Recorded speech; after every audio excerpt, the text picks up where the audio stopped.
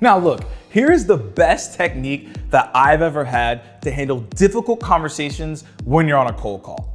My name is Morgan J. Ingram from Sell Better, and at this point, you just need to subscribe to the channel. Like I got nothing else to tell you. You need to subscribe. Now, here's a nugget that will make you lean in and subscribe if you're still on the fence.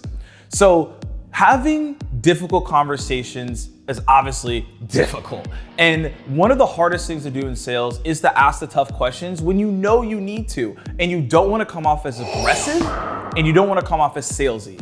When I talk to different sales reps, even business owners, we got business owners watching this, so shout out to my business owners, they always tell me they don't want to be salesy with their questions, and they just want to feel like they're having a normal conversation, but they still need to get to the root of the issue, so they gotta be pretty tough. I read this book called Question-Based Selling. In the book, they talk about something called humble disclaimers. I'll tell you what that means. I'm not just gonna leave you on a cliffhanger here.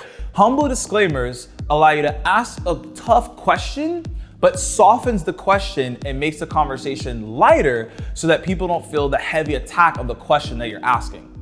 Because if you ask a question the wrong way, people feel like they're being attacked, it's aggressive, it's hostile, and that's not what we want in these conversations at all. So with the humble disclaimer, here's an example of how you can incorporate it in your talk track when the prospect is being very difficult with you and you need to ask that very tough question.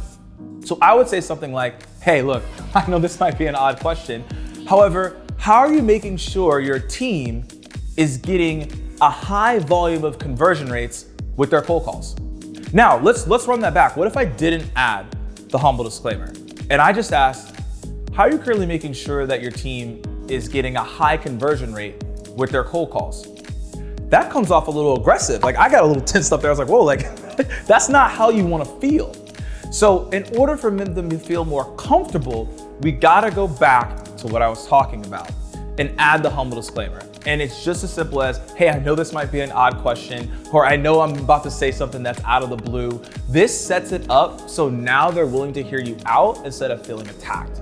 And so use that tip, go try it on your next cold call and see if it works out for you.